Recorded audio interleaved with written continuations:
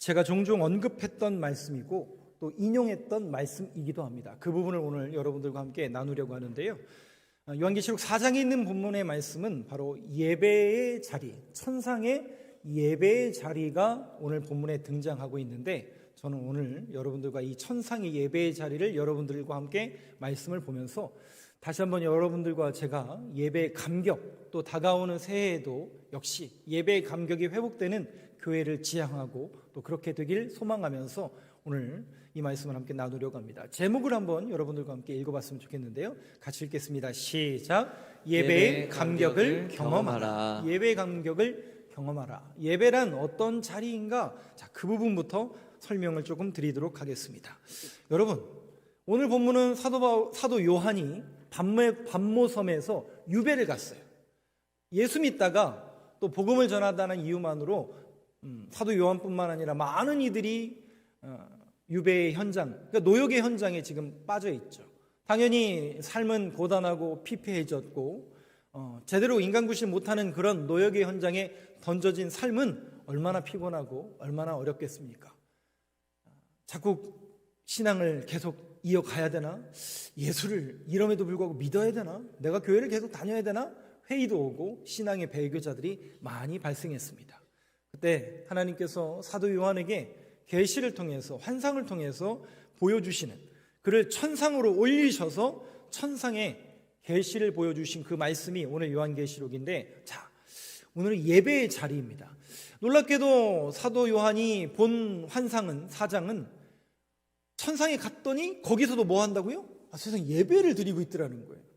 그럼 여러분, 이 인식이 우리는 천국 가면 뭐 하지? 천국에서는 뭘 하지?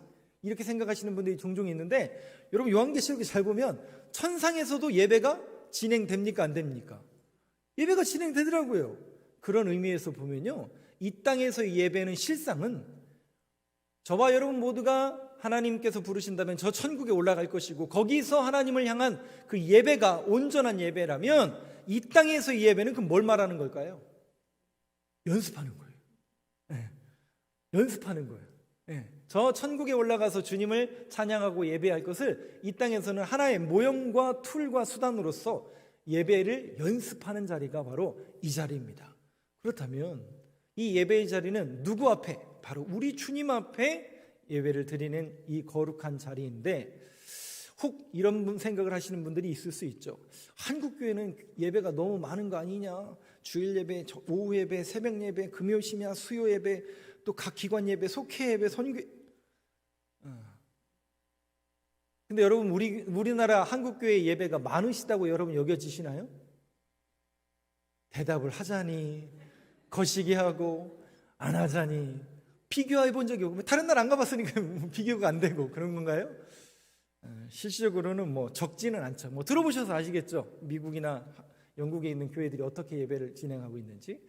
숫자적으로 보면 당연히 한국 교회가 많이 드려지는 것 같습니다. 그러나 여러분, 예배의 자리라는 것은 결국 우리가 횟수가 중요하고 그런 뭐 여러 가지 의견이 분분하지만 가장 중요한 것은, 본질은 바로 우리가 주님을 만나는 자리고 주님을 경배하는 자리고 주님 앞에 나아가는 자리라는 그 분명한 인식이 저와 여러분들에게 있다면 예배의 감격은 항상 여러분들에게 주어질 겁니다. 자, 오늘 예배의 자리 세 가지에 대한 말씀을 함께 나누면서 생각해보고 또 결론을 조금 이렇게 맺으려고 하는데요.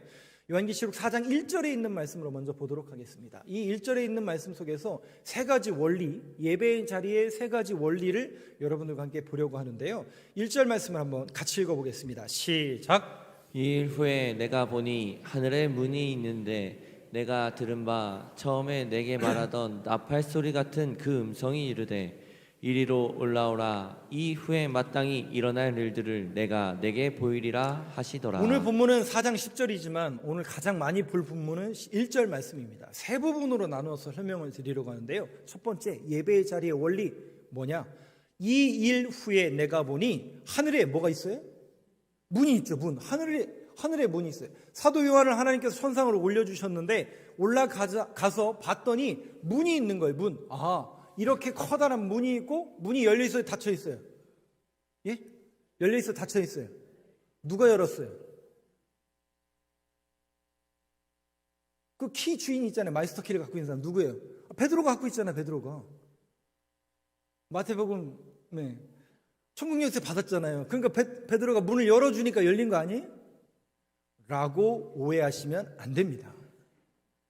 정확한 해석이 절대로 아닙니다. 성경에 그렇게 쓰여 있다고 그래서 우리가 이렇게 해석하시면 절대로 안 됩니다. 이 열린 문의 정체를 여러분들에게 먼저 소개를 해드리겠습니다. 구약과 신약에 있는 말씀을 통해서 말씀을 드리려고 하는데, 그럼 그 문은 어떤 의미가 있을까? 창세기 28장 17절 한번 보여주시죠. 야곱이 바다마람으로 도망가는 그런 현장 속에서, 여러분 잘 기억나시죠? 도망가잖아요. 비 오는 날 정말 먼지, 왜냐하면 자기 목숨이 달아나는 그런 상황이기 때문에. 그래서 그렇게 열심히 도망가다가 피곤하여서 그냥 누워 잔 거예요. 어디에서요? 커다란 돌판 위에 베개도 없으니까 돌베개를 베고 그냥 피곤해서 잠든 거예요. 잠을 들었는데 그 잠이 든 그 야곱에게 하나님이 찾아오셨나요? 안 찾아오셨나요? 찾아오시죠. 꿈을 통해서, 계시를 통해서 하나님께서, 그러니까 구약 성경에 보면 꿈이라는 것은 하나의 하나님의 음성과 계시를 들려주는 수단이고 통로였죠. 구약 성경, 구약 시대에는. 그때 무슨 꿈을 보냐면 하늘이 열리고 사닥다리가 위에서 밑으로 내려오죠. 그리고 천사들이 오르락 내리락 하는 꿈을 꿉니다. 그리고 하늘에서 음성이 나서 야곱을 부르는 음성을 듣죠. 그때 야곱이 오늘 본문 28장 17절에 이렇게 고백합니다. 한번 같이 읽겠습니다. 시작. 이에 두려워하여 이르되 두렵도다 이곳이여 이것은 다름 아닌 하나님의 집이요 이는 하늘의 문이로다 하고. 여기가 어디라고요? 하나님의 집이요 하늘의 문이로다. 아하, 단순히 우리는 열려있는 문으로 인식하지만 이 문이라는 개념은, 천상에서의 문이라는 개념은 문 이꼴 뭐가 되냐면 하나님의 임재를 의미하는 상징적인 장소입니다. 즉 하나님을 만나는 자리이고 하나님과 함께하는 자리가 이 문이라는 의미가 담겨져 있는 걸 볼 수 있습니다. 그러니까 단순히 그냥 열고 닫고 닫혀있고 열고 이런 개념이 아니라 하나님을 만나는 자리라는 의미로 구약 성경은 묘사하고 있습니다. 신약 시대에는 이 문을 어떻게 묘사하고 있는가? 예수님의 자신의 정체성, 자신이 어떤 분이신지를 드러내는 그런 내용 속에서 우리가 찾아볼 수 있는데요. 요한복음 10장 7절 말씀을 한번 보여주시죠. 같이 한번 읽겠습니다. 시작. 그러므로 예수께서 다시 이르시되 내가 진실로 진실로 너희에게 말하노니 나는 양의 문이라. 주님이, 우리 예수 그리스도 주님이 뭐라고 얘기하신다고요? 나는 양의 문이라. 말 그대로 양들이 왔다 갔다 하는 문이라는 뜻인데, 이때는 성전 시대이기도 하지만 당연히 이제 재물이 왔다 갔다 하는 시기도 있지만, 우리가 구약 시대에 보면 성막 문 앞에서 뭘 잡게 되어 있죠? 양을 잡게 되어 있어요. 그러니까 그 문 앞에 양을 잡음으로 인하여 그 양의 피와 양의 보혈이 우리의 뭐를 씻겨주는 거예요? 죄를 씻겨줘야만. 여러분 정확한 인식이 있어야 되는데요, 저와 여러분들은 오늘 하나님을 만나러 오셨잖아요. 저 만나러 오신 분 없잖아요. 하나님 만나러 오셨는데 하나님을 그냥 만날 수 있어요, 없어요? 아니 뭐 교회가 오면 하나님 만나는 거 아니에요? 그 교회는 하나님 없는 거예요? 여러분 이거 우리가 신앙 고백으로 여러분들 이걸 정확히 아셔야 되는데, 우리는 죄송하지만 죽었다 깨어나도 교회 왔다고 해서 하나님 만날 수 있는 게 아니에요. 하나님을 만나려면 하나님이 어떤 분이신데요? 거룩하신 분이잖아요. 그래서 저와 여러분들이 하나님을 만나러 왔지만 거룩합니까? 안 거룩합니까? 목사님 얼마나 죄를 많이 졌길래 뭐 거룩하지 않다고 얘기합니까? 거룩할 수가 없다니까요. 그런데 그 거룩해지려면 저와 여러분들의 죄를 씻김 받아야 된다고요. 양 한 마리씩 사오셨죠? 그 죄를 씻음 받으려면 저 문 밖에서 양을 잡아서 그 보혈의 피로 우리 죄를 씻겨야만 죄 씻음 받은 상태가 되고 주님을 만날 수 있게 된다고요. 이게 구약 시대였어요. 그런데 우리 주님이신 예수 그리스도께서 십자가에서 죽으심으로 인하여 휘장이 갈라진 건 뭐냐면 그 틀을 깨버리신 거예요.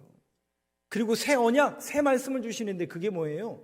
나를 믿는 자는, 예수 그리스도를 의지하고 십자가의 보혈을 믿는 자는 그 보혈과 예수 그리스도께서 우리의 어린 양이 되셔서 그 죄를 담당하시기 위해서 죽으시고 피를 흘려주셨구나, 그 피가 나의 죄를 사해 주셨음을 믿고 고백하는 죄의 고백을 받아주셔서 저와 여러분이 예수 그리스도의 공로와 그 피로 인해서 씻김을 받아서 죄 없다라고 의롭다 칭임을 받게 돼서 주님 앞에 담대하게 나아갈 수 있는 통로를 누가 열어주신 거예요?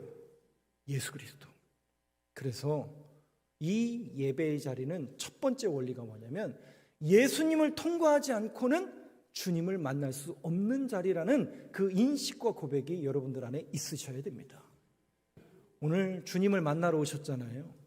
저를 만나러 오신 분 없잖아요. 주님을 만나러 오셨습니다. 그래서 여러분들이 예배의 자리에 나오면 가장 먼저 해야 될 게 뭐냐면, 주님, 제가 죄인입니다. 근데 오늘도 주님을 만나러 왔네요. 오늘도 주님을 만나길 원하는데 내 주홍 같은 죄, 목사인데 부끄러워서 옆에 사람이 들으면 안 되는 그 죄악 하나님 용서하시고 모든 죄 하나님 앞에 낱낱이 고하니 예수 그리스도의 십자가의 보혈로 나의 죄를 씻겨 주옵소서. 여러분, 이 고백이 먼저여야 됩니다. 그렇게 죄 씻음을 받고 주님 앞에 담대히 나아가 주님을 만날 수 있는 통로가 바로 우리 예수 그리스도 그분이시라는 그 믿음의 고백이 저와 여러분들의 고백이 되길 간절히 소망합니다. 예배의 자리 첫 번째 원리는 예수 그리스도를 통과해야만 한다. 두 번째, 다시 1절 말씀을 한번 보여주실까요? 4장 1절 말씀. 하늘에 열린 문이 있는데 이 열린 문은 예수 그리스도를 통과한다라는 의미겠죠. 내가 들은 바 처음에 내게 말하던 나팔 소리 같은 그 음성이 이르되, 주님의 음성이 들리는 거예요. 예수 그리스도를 통과하여 주님 앞에 담대히 나아갔더니 주님의 음성이 들리는데 뭐라고 말씀하시느냐? 이리로 올라오라. 자, 올라가시죠. 우리 통과했잖아요. 통과했으면 이제 뭐 해야 돼요? 이제 올라가야 되는 거 아니에요? 이 부분을 여러분들이 단순히 뭐 상향적인 방향으로 생각하지 마시고 이것은 하나님의 부르심으로 여러분들이 이해를 하셔야 됩니다. 올라오라 하니까 사다리나 줄이 뭐가 내려와야 올라가는 거 아니야? 이렇게 상향식으로 방향적으로 이해하지 마시고 하나님의 부르심이라는 거죠. 오늘 여러분 우리 교회 또 교회에 어떻게 오셨어요? 뭐 어떻게 와요? 내가 내 발로 오늘도 아침에 몸이 피곤해서 가야 되나 말아야 되나 한참 고생하고 고민하고, 또 어떤 분은 엄마가 하도 가라고 하니까 오신 분도 있을 수 있고, 어떤 이는 친구가 자꾸 카톡 보내가지고 너 주일 예배 안 드리면 큰일 난다고 재촉해서 오신 분도 있을 거고, 어떤 분은 내가 그래도 신앙인으로서 주님 앞에 담대히 나아가야지라고 목욕 제기하고 깨끗한 옷 갈아입고 오신 분도 있을 것이고, 뭐 다양하게 오신 분도 있겠죠. 그렇지만은 여러분들의 인식과 신앙 고백 속에 철저하게 여러분들이 각인되어야 되는 그 신앙의 두 번째 원리, 예배의 자리 두 번째 원리는 뭐냐면, 하나님이 부르시지 않으면 이 자리는 올 수가 없는 자리입니다. 목사님 무슨 말 하는 거예요? 내 발로 왔다니까요. 그렇게 오신 거 같지 않으세요? 네, 여러분, 지금은 그 말이 무슨 말인지 이해가 안 되실 수 있지만 한번 곰곰이 생각해 보세요. 신앙의 자리에 있었다가 탈선한 분들이 얼마든지 많고, 우리가 신앙생활 이렇게 오래 하다 보면 주님의 은혜가 아닌 게 하나도 없는 것처럼 결국 저와 여러분들을 이 자리에 하나님이 부르시지 않으면 이 자리는 죽었다 깨어나도 올 수가 없는 자리입니다. 바로 주님이 이리로 올라오라, 예수 그리스도를 믿고 의지하여 주님 앞에 나아가는 자들에게 주님의 음성을 들려주시는 거예요. 그리고 그 음성에 반응하여 우리는 어느 곳 예배하는 자리에 오늘 나온 줄로 믿습니다. 오늘 여기 위에 우리 목사님 한 분 계시구나. 저희 교역자들은 이제 다 각 부서로 이렇게 내려갔는데 일부 예배드리고, 말씀을 맡은 분들이나 교역자들은 그 신앙 고백이 꼭 있어야 돼요. 뭐냐면 주님이 이 자리에 저를 부르셨고 목사로 부르셨다라는 그 신앙 고백이 있어야 됩니다. 이게 사라지잖아요. 그러면 자꾸 흔들려요. 너는 분명히 이런 자격도 되고 저런 자격도 되고, 그건 자격이죠. 그건 자격이지만, 자격도 분명히 있어야 되지만 중요한 건 신앙 고백이라고요. 하나님이 나를 여기 세우셨다, 하나님이 나를 목사로 부르셨다라는 그 철저한 자기 고백이 없으면 죄송해요, 이 앞에 서서 담대하게 말을 전할 수 있을까요? 없을까요? 죄송하지만 그런 신앙 고백이 없으면 대부분 속빈, 텅 빈 소리밖에 되지 않고 어떤 분의 말은 거짓말이 될 수도 있어요. 그래서 우리가 목사님들이 기도 많이 해야 되고 성령 충만함을 받아야 되는 이유들은 바로 거기에 있는 거예요. 그 정체성이에요. 그 정체성을 확인하는 자리가 바로 이 자리예요. 그러면 목사님들만 그러냐? 아니에요. 예배의 자리에 나오신 저와 여러분 모두가 실상은 주님이 이 자리로 불러서 저와 여러분들을 예배의 자리로 인도해 주셨다라는 그 철저한 고백이 오늘 이 말씀을 대하는 저와 여러분들의 신앙 고백 속에 새겨지길 간절히 소망합니다. 두 번째 원리, 이리로 올라오라. 주님의 부르심에 저와 여러분들을 주님께서 불러주셨고 인도하셨고 성도로, 직분자로, 임원으로, 오늘도 오후에 또 임원 예배하겠지만 하나님께서 불러주셨다는 그 철저한 신앙 고백이 있어야 됩니다. 사도 바울이요, 늘 말씀 속에서 자기를 어떻게 드러내냐면, 내가 사도가 된 것은 누구의 명령? 예수의 명령. 예수님이 시켜서, 예수님이 부르셔서 철저하게 저와 여러분이 예배자로 불러주신 이 모든 것이 하나님의 부르심에 응했다라는 그런 믿음의 고백으로 오늘도 그 주님 앞에 서는 저와 여러분 되시길 간절히 소망합니다. 세 번째입니다. 1절 다시 한번 보여주시겠습니까? 맨 마지막 줄에 보면 이런 얘기가 있습니다. 올라오라. 하나님의 부르심에 우리가 응했죠. 이후에 마땅히 일어날 일들을 내가 내게 보이리라. 잘 보세요. 하나님 예수 그리스도를 의지하여 하나님 앞에 나아갔고 죄 씻음을 받아서 그 문을 통과했다면 주님이 우리를 부르시죠. 그래서 부르심의 자리에 우리가 올라왔어요. 그리고 그 예배의 자리를 통해서 주님이 뭘 보여주신다고요? 성경을 잘 보세요, 여러분. 마땅히 일어날 일들, 그러니까 앞으로 일어날 일들을 보여주시는데 어떤 일들을 보여주시냐? 될 수도 있고 안 될 수도 있고 이런 얘기가 아니에요. 마땅이라는 단어를 썼잖아요. 이것은 반드시라는 거예요. 반드시 일어날 일을 보여주신다는 거예요. 뭘 보여주신다고요? 반드시 일어날 일. 반드시 일어날 일. 여러분들이 오늘 주님을 제대로 만나서 주님 앞에 예배의 자리에 나오셨다면 여러분들에게 하나님께서 반드시 일어날 일을 보여주신다라는 거죠. 이게 뭐냐면 하나님의 일이고 하나님의 경영을 말하는 거예요. 하나님이 역사의 주관자가 되시고 하나님이 지금도 살아서 역사를 인도하시고 하나님의 뜻을 이뤄 가시는구나 라는 것을 깨닫는 자리가 실상은 예배의 자리라는 겁니다. 그 일은 우리의 공로, 우리의 노력, 내가 기도하고 내가 헌금을 드리고 내가 예배하고의 유무와 아무 관련이 없이 반드시 이루어진다라는 얘기예요. 근데 여러분, 이 선명한 그림이 우리 신앙인들에게 없는 분들이 너무 많은 것 같아요. 제가 여러분들에게 한 말씀을 드릴게요. 성경에 보면 출애굽기를 한 이스라엘 백성들이 있어요. 출애굽기 보면 이스라엘 백성들이 출애굽기 민수기 신명기에 보면 광야에서 40년 동안 그들이 살아가죠. 어떻게 살아가요? 먹을 게 없을 때는 하늘에서 만나가 내리고 고기가 필요할 때는 메추라기를 내려주셨어요. 물이 없는 곳에서는 반석을 터뜨려서 물을 내려주셨어요. 낮에는 구름기둥, 밤에는 불기둥을 보게 됩니다. 근데 여러분, 사람이요 참 간사한 게 뭐냐면, 생각해 보세요. 저 문 밖에 나갔는데 만나가 온 천지 다 펼쳐졌다고 한번 생각해 보세요. 놀랄까요? 안 놀랄까요? 놀라겠죠. 다음 날도 또 그렇게 된 거예요. 그 다음 날도 또 그렇게 된 거예요. 어떤 분이 그런 얘기 하시잖아요. 구걸도 자꾸 하다 보면 권리가 된다라는 것처럼 사람의 마음이 굉장히 간사하잖아요. 그 다음부터는 은혜로 받아들이는 게 아니라 뭐로 받아들여요? 당연한 걸로 받아들여요. 구름기둥? 당연히 떠 있는 것으로 받아들여요. 그래서 구름기둥이 이렇게 올라가면 야, 텐트 걷자야. 가란다. 이렇게 되는 거죠. 은혜를 은혜로 받아들이는 게 아니라 당연한 권리로 또 당연한 걸로 받아들이면서 이스라엘 백성들이 하나님께서 우리와 함께 하시는구나. 당연히 이런 권리를 주시는구나. 그렇지. 하나님께서 약속 땅에 가라고 하셨으니까 가자. 이랬나요? 아니요. 이스라엘 백성들이 어떻게 하냐면 맨날 하는 얘기가 뭐예요? 하나님의 은혜요, 하나님의 말씀이요, 하나님의 은혜라고 공로라고 얘기한 적이 없어요. 늘 그들의 입에서 나오는 것은 또 저거야, 또 저거야, 또 이거 먹어야 돼. 나 옛날에는 말이지 애굽에서 이것도 먹고 저것도 먹이고 나 소실적에 이렇게 살았는데 이러한 매일 반복되는 이러한 삶은 루즈하고 보링해서 더 이상 못 살겠어 라고 불평하고 원망했던 사람들이 이스라엘 백성들. 근데 여러분, 그 백성들이 가나안 땅에 들어가요, 안 들어가요? 들어가요, 안 들어가요? 저 같으면, 아니, 제가 하나님이라면 안 보내요.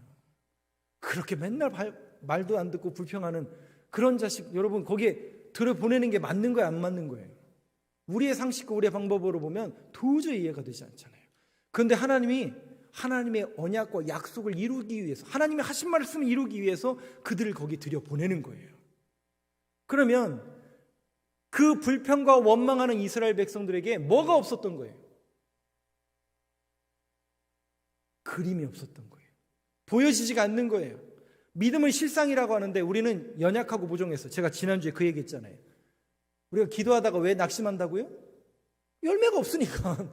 기도해도 별거 없네. 목사님 기도해봐야 열매도 없고 응답도 없고. 없어요, 없어. 우리는 자꾸 이게 딱 손에 쥐어져야, 이게 핸드폰이라고 손에 쥐어져야 핸드폰인 줄 안다고요.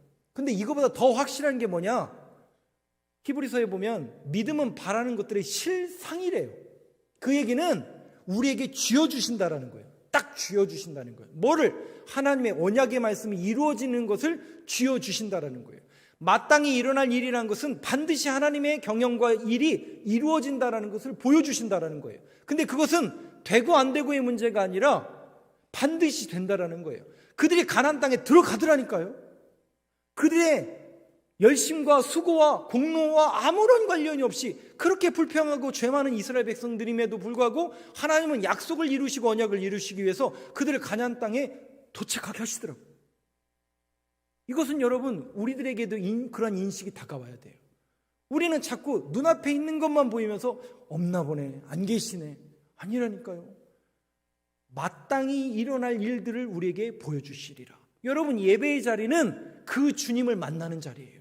아하, 세상은 간 곳 없고 희망도 사라지고 소망도 사라지지만 주님 나를 이끌어 주시고 나를 인도하시고 살아계신 하나님께서 나와 함께 하신다라는 그 소망과, 그러니까 이스라엘 백성들이 뭐가 없었냐면 약속의 말씀이 없었던 거예요. 그렇다면 오늘 이 예배의 자리에 나온 저와 여러분 모두는 하나님의 언약과 약속의 말씀을 붙잡을 수 있는 저와 여러분 되시길 간절히 소망합니다. 그게 우리에게 힘이고 능력이고 소망이 되어야죠. 이 예배가 끝나고 저 나가야 되는데 저 밖에서 저렇게 기다리고 있는 저 안 보이시나요? 이겨내셔야 될 거 아니에요. 방법이 없어요. 제가 여러분 따라다니면서 신앙생활 잘하는지 안 하는지 다 검사할 수가 없어서 죄송해요.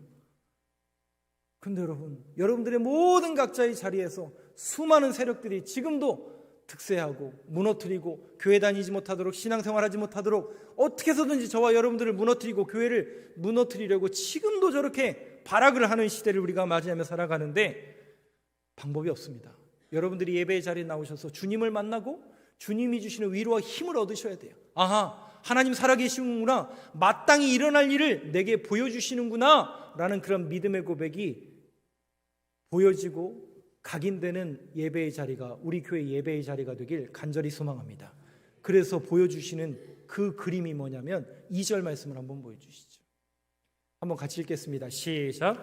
내가 곧 성령에 감동되었더니 보라, 하늘에 보좌를 베풀었고 그 보좌 위에 앉으신 이가 있는데. 뭘 봐요? 의자를 보는 거예요. 보좌라는 것은 의자예요. 체험. 이거예요. 이거. 제가 이미지를 위해서 이 자리에다가 계속 놓고 있어요.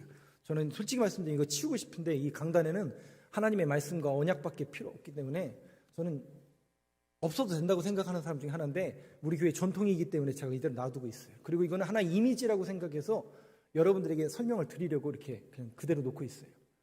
여기에 앉아야 될 거는 목사가 아니에요. 실상 이 자리는 누가 앉아야 되는 자리냐면 우리 주님이 앉으신 자리예요. 그 시대가 어떤 시대라고요? 사도 요한이 반모섬에서 이 환상과 요한계시록을 쓸 때는 로마라는 나라가 다스리던 시대예요. 로마 황제가 앉는 자리가 그 보좌, 데스포테스라는 자리예요. 대주제예요. 로마 황제가 앉는 자리예요. 그 로마 황제가 앉는 그 자리에서 모든 경영과 통치와 주권이 흘러나오는 거예요. 그래서 그 자리는 로마가 다스리는 그 시대 속에서 가장 가치가 있고 능력이 있고 힘이 있고 권세 있는 말씀이 펼쳐지는 자리가 보좌였던 거예요. 그런데 그 보좌에 누가 앉아 계시는 그림을 보냐면 세상에 로마 황제가 앉아 있는 게 아니라 어린 양 예수 그리스도가 거기 앉아 계십니다. 아하, 그렇구나. 하나님 안 살아계신 게 아니라 로마 황제가 이 세상을 다스리는 게 아니라 하나님이 지금도, 우리 주님이 지금도 통치하시고 경영하시고 다스리고 있구나. 다만 우리가 예수를 믿기 때문에 고난당하고 삶 속에 박해 올 수도 있지만, 고난 속에 우리가 던져져 있을 수도 있지만, 이 통치 속에 살아가고 있음을 다시 한번 목도하면서 아, 살아계시는구나, 역사의 주관자가 되시는구나, 지금도 통치하시는구나 라는 그림을 사도 요한과 그 시대의 신앙인들에게 보여주고, 오늘 이 시대 속에서 이 말씀을 대하는 저와 여러분들이 봐야 될 그림은 뭐냐면 그 그림이에요. 저를 보지 마시고 주님을 보세요. 이 강단에 저의 음성을 듣지 마시고 주님의 음성을 들으세요. 그게 여러분들에게 힘이 되고 그게 여러분들에게 능력이 될 겁니다. 그래서 여러분들이 우리 교회를 위해서 기도하시고 이 예배의 처소를 위해서 기도하실 때, 주님, 우리 교회 예배당에 나와 예배하는 모든 이들, 기도하는 모든 이들이 정말 봐야 할 것을 보게 하여 주옵소서. 뭘 봐야 될까요? 아, 하나님 살아계시는구나, 하나님 통치하고 계시는구나, 하나님 지금도 역사하시고 계시는구나를 여러분들이 분명히 목도하고 그 그림을 그릴 수 있는 이 예배의 자리가 되길 간절히 소망합니다. 그래서 여러분들이 저 문 밖에 진치고 있는 저 세력들이 여러분들을 유혹하고 자꾸 술수를 부릴 때마다 자꾸 그 그림이 떠오르셔야 돼요. 아니야, 하나님 살아계셔. 세상은 이렇게 얘기하고 세상은 이게 맞다라고 이야기하지만 아니야, 하나님 살아계셔 라는 그런 믿음의 고백과 말씀으로 새롭게 시작된 이 한 주간도 신앙의 길을 뚜벅뚜벅 걸어가는 저와 여러분 되시길 간절히 소망합니다. 마지막입니다. 10절 11절 말씀을 보도록 하겠습니다. 10절 말씀 한번 같이 읽겠습니다. 시작. 24 장로들이 보좌에 앉으신 이 앞에 엎드려 세세토록 살아계신 이에게 경배하고 자기의 관을 보좌 앞에 드리며 이르되. 이게 무슨 얘기인지 여러분 잘 들으세요. 이 10절에 있는 말씀은 24장로가 나와요. 이 24장로는 누구냐면 이 땅에서 예수 믿다가 또 신앙생활하다가, 그러니까 성도들의 대표인데 박해받고 고난받고 순교한 그분들을 대표하는 분들이 24장로예요. 그럼 이분들이 신앙생활 잘한 거예요, 못한 거예요? 잘했죠. 그래서 야, 너 정말 신앙생활 잘했다, 교회를 위해서 헌신하고 순교하고 나를 위해서, 복음을 위해서 이렇게 열심히 살았다니, 의의 면류관을 주님이, 스테파노스라고 하잖아요, 의의 면류관을 하나씩 다 씌워준 거예요.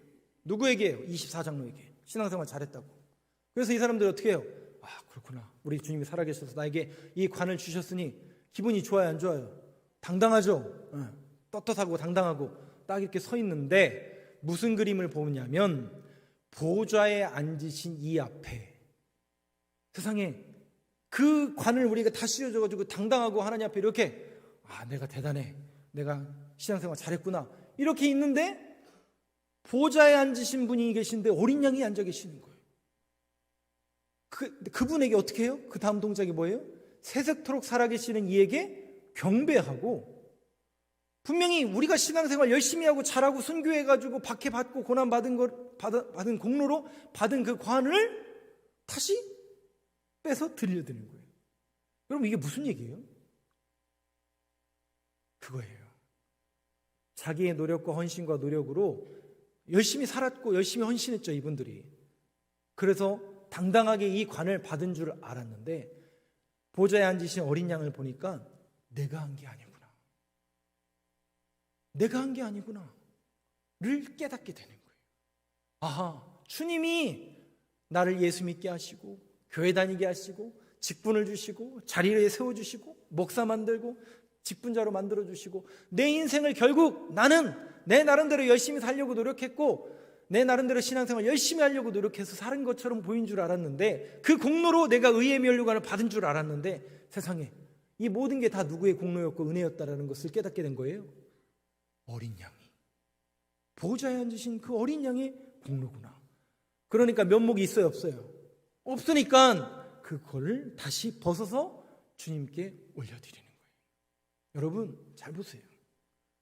이게 예배의 자리에서 벌어지는 광경입니다. 모든 영광과 모든 주권과 찬양은 내가 받는 게 아니에요. 그분께 뭘 올려드리는 거예요? 월스, 가치를 올려드리는 거예요. 가장 귀한 것을 주님께 올려드리는 것을 예배라고 합니다. 그래서 실상 예배의 자리에 여러분들이 나오시면 가장 귀중한 가치를 올려드린다라는 의미로 월스, 워십 단어가 나온 것처럼 여러분들이 실상은 예물을 들고 오셔야 돼요. 여러분, 세상에 돈 안 귀한 것 그런 사람이 어디 있습니까? 제가 몇 번 나중에 또 말씀드리겠지만 여러분들이 시험 들으실까 봐 제가 그런 말씀 안 드리지만 저는 돈의 위력을 아주 실감한 사람입니다. 얼마나 무서운지 저도 철저하게 느끼고 있습니다. 여러분들은 더 아시겠죠. 근데 여러분, 그 가치를 누구에게 드리는 거예요? 하나님께 드리는 거예요. 그것은 신앙 고백이 있는 사람만이 그렇게 할 수 있는 거예요. 주님은 제대로 만나고 제대로 신앙 고백이 있기 때문에 그렇게 올려드릴 수 있는 겁니다. 사랑하는 성도 여러분, 저와 여러분이 다시 한번 오늘도 예배의 자리에 나왔습니다. 예수 그리스도를 통해서, 또 그분의 공로를 통해서, 또 그분이 우리에게 이러한 길을 열어주신 그 예수 그리스도의 공로가 저와 여러분을 이 자리로 불러주셨음을 믿고, 새롭게 시작되는 이 한 주간의 삶 속에서도 하나님이 죽은 게 아니라, 내 기도에 응답하지 않는 게 아니라 우리에게 약속의 말씀이 없었구나, 내 안에 말씀을 신뢰하고 믿는 그 믿음이 없었구나라는 것을 다시 한번 자각하시면서, 주님이 지금도 역사하시고 우리 안에 말씀을 주시고 주님이 저와 함께 하신다라는 그 약속이 다시 한번 선명해지는 오늘 본문 말씀이 되길 간절히 소망하며, 이 말씀 붙들고 새롭게 시작된 한 주간도 당당하고 우아한 신앙인의 걸음을 걸어낼 수 있는 저와 여러분들의 한 주간의 삶이 되길 간절히 소망합니다.